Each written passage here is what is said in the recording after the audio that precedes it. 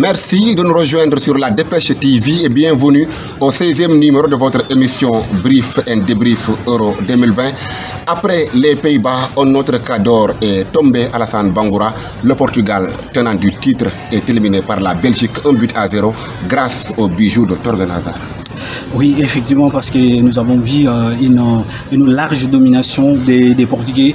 En tout cas, nous avons vu qu'ils ont tellement poussé la partie, mais très malheureusement, la chance a souri les Belges parce que tout simplement, à la première période, c'était qui ont posé un jeu très lucratif. Donc, franchement, ils ont parvenu quand même à marquer à la 42e minute par le biais de Thorgan Hazard. Le latéral est très vif, mais dans cette rencontre, ce qui est à noter, nous avons vu la sortie sur blessure, le moteur de jeu de cette équipe belge, à savoir Kevin De Bruyne. En tout cas, nous pourrons dire que franchement, Portugal n'a pas démérité cette partie parce qu'ils ont largement dominé et parce que moi j'avais même voulu noter comme le meilleur joueur de cette compétition comme Sanchez, en tout cas parce qu'il était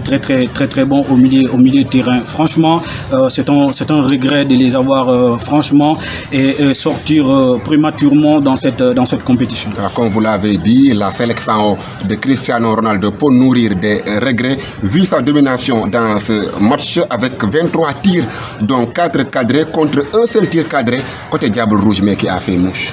Oui, effectivement, parce qu'ils étaient dans leur match parce qu'ils voulaient forcément revenir au score et il y a eu beaucoup de tentatives et beaucoup d'essais de tirs et entre autres, franchement, mais là, comme je viens de dire tantôt que la chance ne les a pas souri. En tout cas, franchement, cette partie, vraiment, ils n'ont pas quand même démérité.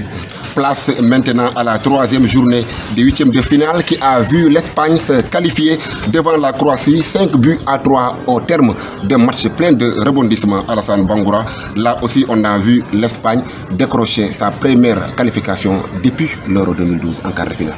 Oui, effectivement, comme d'habitude cette compétition, nous avons vu que l'Espagne est l'équipe qui pose plus de possession des balles et nous avons vu aujourd'hui encore ils ont démontré cela avec pas mal de possessions des balles, mais cette équipe d'Espagne franchement a failli nous faire douter d'elle parce que tout simplement cette équipe avait mené au score de 3-1 avant que cette équipe croate ne revienne sur le score de 3-3 et donc ils sont allés aux prolongations. C'est là que tout est déjoué pour cette équipe de Croatie, cette équipe de Croatie, et nous avons vu franchement on a senti un peu de fatiguement dans cette équipe de la Croatie. En tout cas, nous pourrons dire que en tout cas Espagne qui a très bien géré avec pas mal de possession des balles, mais également ce qui a noté dans cette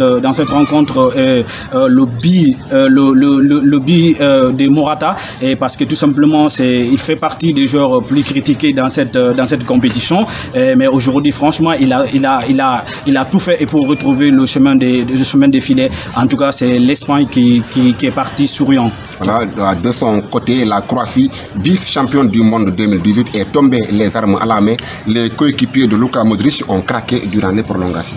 Oui, effectivement, comme je viens de dire tantôt, parce qu'on a ressenti une petite fatigue. Voilà, c'est une équipe, je ne sais pas, la plupart, je ne sais pas s'il manque de compétitions et autres, mais en tout cas, on a ressenti pas mal de fatigues. Ils ont lâché, ils ont complètement lâché dans les prolongations parce que ce n'est pas évident jouer contre une équipe qui monopolise pas mal de possession des balles, surtout côté espagnol. En tout cas, c'est une équipe vraiment joueuse, une équipe qui met beaucoup de pieds sur la balle. En tout cas, ça a tellement joué et ça a joué à leur faveur, et donc ils ont quand même pu marquer les deux autres buts dans les prolongations. Hollande dans les prolongations qui les a donné le billet des qualifications. Et on connaît désormais 2 des 4 affiches des quarts de finale. Il s'agit de Danemark-République tchèque. Samedi prochain, la veille, on aura le choc Italie-Belgique. La suite des 8e de finale, c'est lundi avec France-Suisse à la National Arena de Bucarest à 19h GMT. Pour les affiches du mardi, on aura le classique Angleterre-Allemagne à 16h et puis à 19h GMT Suède-Ukraine. Merci de rester fidèle à votre chaîne La Dépêche TV.